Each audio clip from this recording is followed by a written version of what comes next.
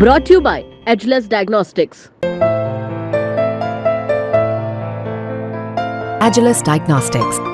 मैं जब पहली बार दिल्ली आई थी तो तमाम ऐतिहासिक धरोहरों के अलावा मैंने एक चीज़ देखी, जो बड़े बड़े अस्पताल हैं, सरकारी अस्पतालों में आप एम्स का नाम ले लीजिए, सफदरजंग का, और बाकी जो प्राइवेट बड़े अस्पताल हैं, उसके बाहर इतनी लंबी कतारें होती थी मानो कोई हुजूम लगा हो, कोई मेला लगा हो, कोई बड़ा सा इवेंट हो रहा हो। और ये कोई 1 दिन 2 दिन 4 दिन की बात नहीं है, ये वहाँ का परमानेंट सीन है। अगर कभी आप एम्स के सामने से जो फ्लाईओवर निकलता है वहाँ से जाएंगे तो आपको जो तस्वीर मैं बता रही हूँ बड़ी आसानी से दिख जाएगी। अगर आप में से कोई वहाँ गया है तो मेरी बात से सहमत होगा। ये कई बार लगता है कि कितनी कामयाबी की बात है इन हॉस्पिटल्स की कि इतने लोगों की उम्मीदें और भरोसा इन हॉस्पिटल से जुड़ा है। लेकिन इसका दूसरा पहलू ये है कि जिन शहरों से लोग वहाँ आ रहे हैं इलाज के लिए, वो कितनी मायूसी होगी उनको अपने शहरों में कि जिस चीज़ को खोजने वो यहाँ आ रहे हैं वो उन्हें वहाँ नहीं मिल रहा। हम टेक्निकल शब्द में कहें तो इन्हें सुपर स्पेशलिटी हॉस्पिटल कहते हैं। आप भी नारायणा हॉस्पिटल से आते हैं, आपने तो उस पूरी फंक्शनिंग को देखा है। जिन शहरों से हम आते हैं, जिनको टियर 2 टियर 3 सिटीज़, गाँव कहा जाता है, कस्बे कहा जाता है, उन इलाकों में क्या हाल है ये हम सब देखते हैं। ललन टॉप जब भी ग्राउंड पर जाता है, हम चुनाव यात्रा में जाते हैं, तो हम उस शहर की, उस गांव की सेहत क्या है, वहाँ के अस्पतालों की सेहत क्या है, ये अलग अलग वीडियोस, अलग अलग रिपोर्ट्स के जरिए आपको दिखाने की कोशिश करते हैं। उस हाल से तो हम रूबरू हैं। वहाँ तक कैसे पहुँचेगी ये सर्विसेज, क्या कमियाँ हैं, क्या ज़रूरतें हैं, मैं चाहूँगी इस पर आप विस्तार से इस सेशन में बात करें। थैंक यू सोनल जी। सबसे पहले तो मैं ललन टॉप का धन्यवाद करूंगा। कई बार हम जब कुछ सिंपोजियम या कॉन्फ्रेंस करते हैं तो हम हर बार बड़े बड़े विषयों पर, बड़ी टेक्नोलॉजी, उन सब पर चर्चा करते हैं, तो उसमें भूल जाते हैं कि जो मूलभूत विषय हैं, जो बेसिक्स हैं, वो उनकी जानकारी नहीं रहती है। तो हम खाली ऊपर सुपरफिशियल डिस्कशंस ही करते हैं। तो आज जो पूरा क्रम मैं देख रहा था, ट्रॉमा से आपने स्टार्ट किया, आपने चिकित्सा जर्नी कैसे देश में मेट्रो टाउन से non metro towns, tyre 2 tyre 3 cities में कैसे है या नहीं है, कैसी जर्नी है, उसके बाद कार्डियोलॉजी है, न्यूरोलॉजी है, इस तरह के विषयों पर बेसिक जानकारी के लिए जो सिंपोजियम आपने ऑर्गेनाइज किया है, मैं ललन टॉप को बहुत बहुत धन्यवाद दूंगा उसके लिए। हेल्थ केयर की अगर हम जर्नी देखें तो जो प्रश्न सोनल जी ने उठाया कि जब हम मेट्रो टाउन से non metro towns, tyre 2 tyre 3 cities की तरफ देखते हैं तो हेल्थ केयर बिल्कुल डिफरेंट है। जो आप दिल्ली में देख रहे हैं, जो आप चेन्नई में देख रहे हैं, जो आप बैंगलोर में देख रहे हैं, जो आप अहमदाबाद या कलकत्ता में देख रहे हैं, वो जर्नी टायर 2 टायर 3 सिटीज से डिफरेंट है। लेकिन मुझे लगता है क्योंकि यहाँ बहुत से नॉन मेडिकल लोग बैठे हैं तो मैं बेसिक से स्टार्ट करूंगा इसकी। आज से अगर हम 30 वर्ष पूर्व जाएं तो ये स्थिति और भयावह थी। दिल्ली जैसे शहर में भी आज जब हम इतने बड़े बड़े हॉस्पिटल्स देखते हैं, नारायणा के हॉस्पिटल्स देखते हैं, फोर्टिस, मैक्स, इस तरह के हॉस्पिटल्स देखते हैं, अगर आप 30 वर्ष पूर्व जाएंगे तो केवल 5 बड़े हॉस्पिटल्स थे। All India institute of medical sciences था, आपका मौलाना आजाद मेडिकल कॉलेज था, गंगाराम हॉस्पिटल था, एस्कॉर्ट्स था और बत्रा हॉस्पिटल था। 94-95 से ये जर्नी थोड़ी चेंज होनी स्टार्ट हुई। इंडिया बहुत बड़ी कंट्री है, विविध क्षेत्र है, हर रीजन में हेल्थ केयर चेंज होती है, हर शहर में हर 50-100 किलोमीटर में हेल्थ केयर नीड्स चेंज होती हैं। तो उस नीड्स को कवर अप करने के लिए एक टाइम था जब सब पूरा उत्तर प्रदेश, पूरा राजस्थान, हरियाणा, दिल्ली की तरफ आता था सुपर स्पेशलिटी के लिए, और लंबी लाइनें लगती थी जो आपने अभी बताया हर हॉस्पिटल के बाहर।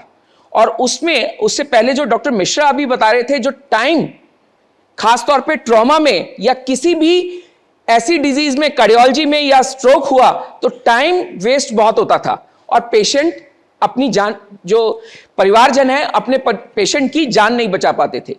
तो धीरे धीरे वो जर्नी चेंज हुई।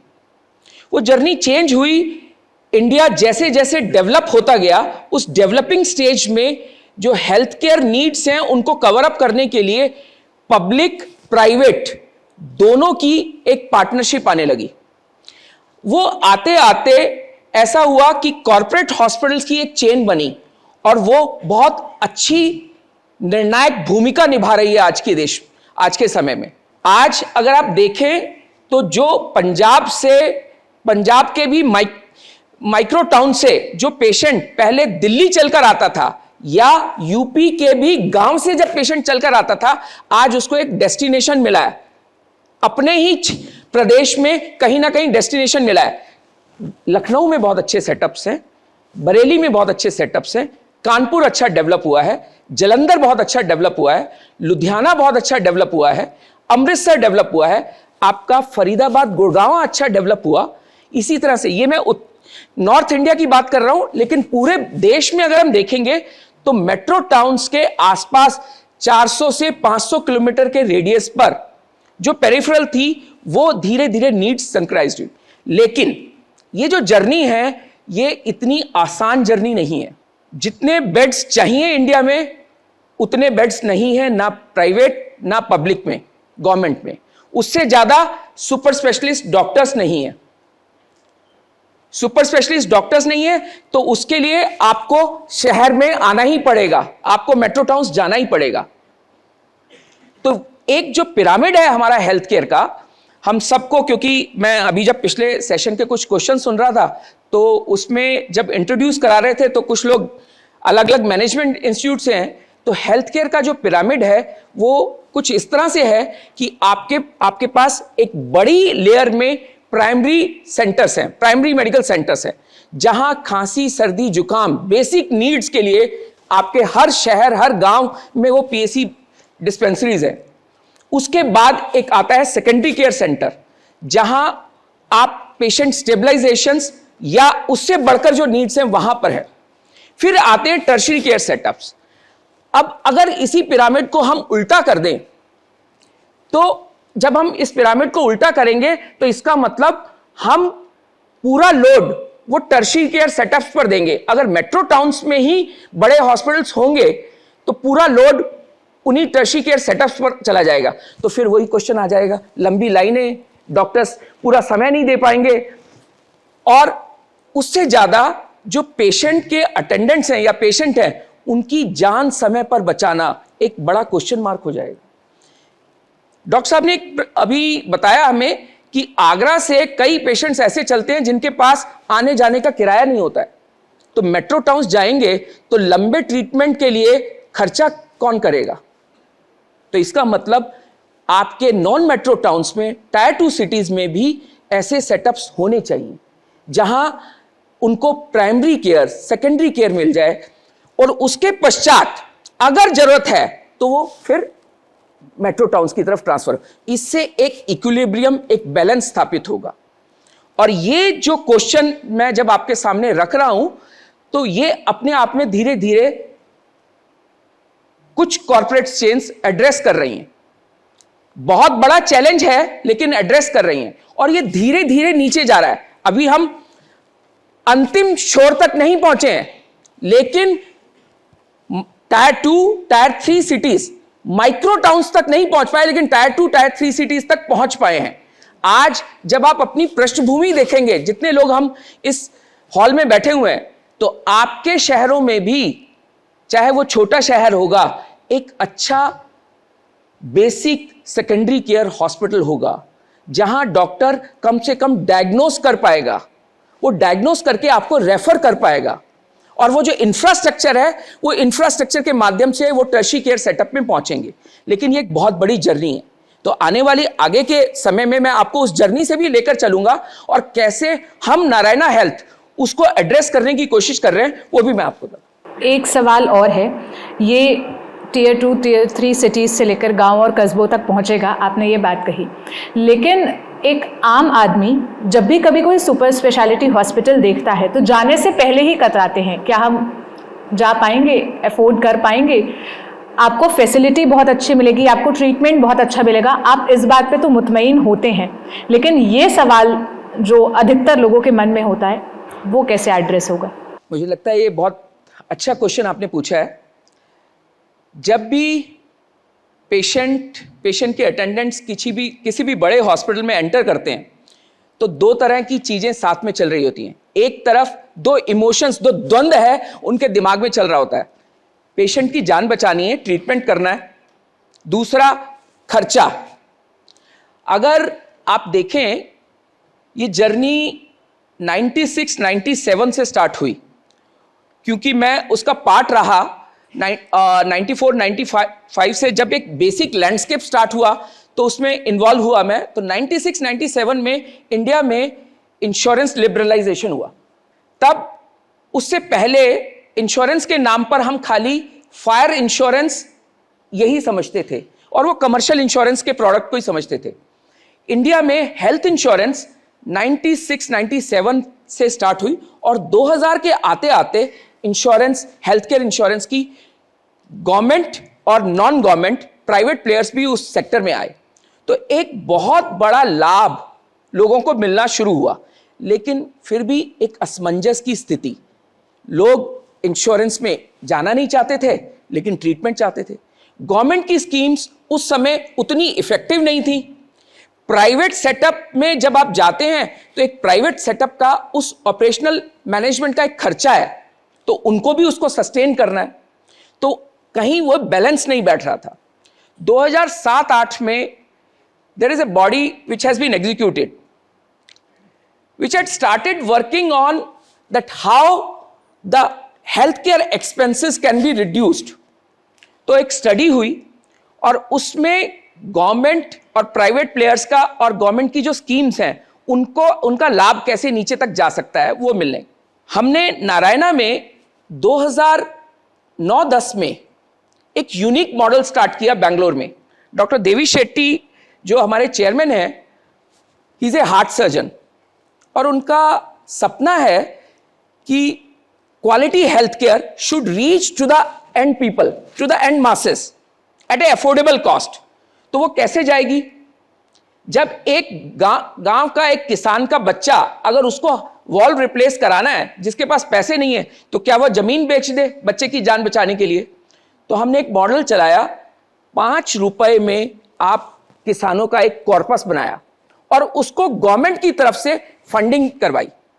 तो आज आपको जान के बड़ी खुशी होगी, पहले साल में तो हमने करीबन 750 ऐसे सफल ऑपरेशंस किए। आज कुल मिलाकर हम ऐसे 3.5 लाख ऑपरेशंस, वो 5 रुपए की जो कॉर्पस हमने चलाया, ये यशस्विनी स्कीम चलाई थी बेंगलोर में, कर्नाटका में, और वो बहुत सफलता से चल रही है। उसके बाद जब ये प्रधानमंत्री स्वास्थ्य योजना आई, हर राज्यों की योजना आई, नारायणा में तो वो मैंडेटरी है ही है कि इन योजनाओं का लाभ मिले। साथ ही साथ में बाकी प्राइवेट सेक्टर्स ने भी इसको इंप्लीमेंट करना स्टार्ट किया है। तो आज एक आम आदमी जब किसी भी हॉस्पिटल में एंटर करता है तो उसके पास बहुत ऑप्शंस हैं अपने खर्चे को सरकार के माध्यम से, इंश्योरेंस के माध्यम से या किसी और फंडिंग एजेंसीज के माध्यम से उस अपने ट्रीटमेंट को लेने के। लेकिन जानकारी का अभाव के कारण कई बार हम सब घबरा जाते हैं। एक आखिरी सवाल, हम सब उस दिन की कल्पना करते हैं जब एम्स के बाहर या दिल्ली के जो सुपर स्पेशलिटी हॉस्पिटल्स हैं उनके बाहर कतारें ना दिखें, उसके बाहर 3-3, 4-4 दिन तक इंतज़ार करते लोग ना दिखें। आप क्या रोड मैप देखते हैं? आपके पर्सपेक्टिव में वो कौन से स्टेप्स हैं जिसे लिए जाने चाहिए, वो कौन से सुधार हैं, अगर आप पॉइंटर्स में बता पाएँ, जिसे किया जाना चाहिए सरकार के स्तर पर और साथ ही साथ हेल्थ केयर सिस्टम के स्तर पर? देखिए सोनल जी, ये जो प्रयास हैं ये एक तरफा प्रयास कभी नहीं रहेंगे कि गवर्नमेंट प्रयास करे और बाकी सेक्टर नहीं करे। गवर्नमेंट और प्राइवेट दोनों सेक्टर्स को मिलकर प्रयास करने होंगे। आप सबको एक प्रोस्पेक्टिव देने के लिए कि कैसा चल रहा है, अगर आप 3 साल पीछे जाएं तो जब कोविड आया, कोरोना आया, उससे पहले शायद हम टेक्नोलॉजी का महत्व नहीं समझते थे, लेकिन जब कोविड आया तो हमने अपने रूटीन डेली लाइफ में भी और हेल्थ केयर में भी टेक्नोलॉजी का बेस्ट यूसेज देखा। ये जो लाइनें हैं या जो इतनी बड़ी दूरी है टायर 2, टायर 3 सिटीज और मेट्रो टाउन्स में, उसको पाटने का टेक्नोलॉजी के माध्यम से बहुत बड़ा हो सकता है और हम कर रहे हैं। हर हॉस्पिटल टेलीमेडिसिन के थ्रू, आप सबने वीडियो मेडिकल कंसल्टेशंस की होंगी ड्यूरिंग द कोविड, लेकिन उससे भी ज़्यादा आपको जानकर खुशी होगी कि बड़े सेटअप्स जैसे हम नारायणा हेल्थ में भी टेलीमेडिसिन का यूसेज बहुत इफेक्टिवली कर रहे हैं और बहुत ज़्यादा कर रहे हैं। जितने टायर 2 टायर 3 सिटीज़ में हमारे हॉस्पिटल्स हैं, कुल मिलाकर देश भर में नारायणा 28 हॉस्पिटल चलाता है, तो हर जगह टर्शी केयर सेटअप नहीं कर सकते क्योंकि उसका अपना एक खर्चा है। तो आप जो प्राइमरी और सेकेंडरी केयर सेंटर सेटअप करते हो, उनको जब आप लिंक करते हो अपने टर्शी केयर सेटअप के साथ, तो आप टेक्नोलॉजी का यूसेज करते हो। एक पेशेंट जो चेस्ट पेन लेकर वहां आया, टेलीमेडिसिन के थ्रू जब उसकी ईसीजी ट्रांसफर हुई और यहां बैठे सुपर स्पेशलिस्ट कार्डियोलॉजिस्ट ने उसका उपचार दिया, तो इमीडिएट ट्रीटमेंट मिला पेशेंट को और उसके बाद स्टेबलाइज होने के बाद वो टर्शी केयर सेटअप पे पहुंचा। ऐसे ही जो हेल्थ केयर का जो खर्चा हम सब समझते हैं कि बहुत बढ़ता चला जा रहा है, जितना टेक्नोलॉजी का यूसेज होगा, चाहे वो पेपर ऑप्टिमाइजेशन से रिलेटेड है, चाहे वो सुविधाओं से रिलेटेड है कि मैं अपने रिकॉर्ड्स को एक साथ कहीं पर भी मैं second consultation, third consultation advice कर सकता हूं, वो सब टेक्नोलॉजी के माध्यम से है। और ये जो गैप है जो टायर 2 सिटीज और टायर 3 सिटीज या मेट्रो टाउन्स का, वो टेक्नोलॉजी के माध्यम से ही पूरा होने वाला है। तो अभी नारायणा जो 28 हॉस्पिटल चला रहा है, इसमें से केवल 4 ही हॉस्पिटल्स ऐसे हैं जो हम मेट्रो टाउन्स में चलाते हैं। उसके अलावा बाकी 24 हॉस्पिटल जो हैं हमारे छोटे बड़े सभी शहरों में हैं। और ये देश की एक और जो डिमांड है उसको भी हम पूरी करते हैं। हम चैंपियंस बिल्डअप करते हैं। हम अपने हॉस्पिटल्स में जो स्टार कार्डियोलॉजिस्ट हैं, न्यूरोलॉजिस्ट हैं, सुपर स्पेशलिस्ट हैं, उनके अंडर वो ट्रेनिंग दिलवाते हैं जिससे टायर 2 टायर 3 सिटी में भी सुपर स्पेशलिस्ट जाकर ट्रीटमेंट करवा पाए। ऐसे ही टेक्नोलॉजी के माध्यम से खाली डॉक्टर ही नहीं, जितने नर्सेस, टेक्नीशियन जो कि पूरे हेल्थ केयर सिस्टम के बहुत इंटीग्रल पार्ट हैं, क्योंकि खाली एक डॉक्टर ही ट्रीटमेंट नहीं कर सकता है, उनका भी ट्रेनिंग इंफ्रास्ट्रक्चर और एक गांव में बैठी हुई नर्स, गांव में बैठा हुआ टेक्नीशियन या कंपाउंडर, उसको भी बेसिक ट्रेनिंग हो, वो टेक्नोलॉजी के माध्यम से नारायणा हेल्थ करवाता। बहुत शुक्रिया सर, इतने कम समय में इन सारे ज़रूरी सवालों का जवाब देने के लिए। हम जो घड़ी देख रहे हैं यहाँ पर, उसने दिखा दिया है कि टाइम्स अप हो गया है, इसलिए आपके सवाल इस सेशन में नहीं ले पाएंगे, लेकिन सवाल जवाब का ये सिलसिला चलता रहेगा। और आपका वक्त देने के लिए, इतने सारे ज़रूरी सवालों का जवाब देने के लिए हम दिल से शुक्रिया अदा करते हैं। Thank you.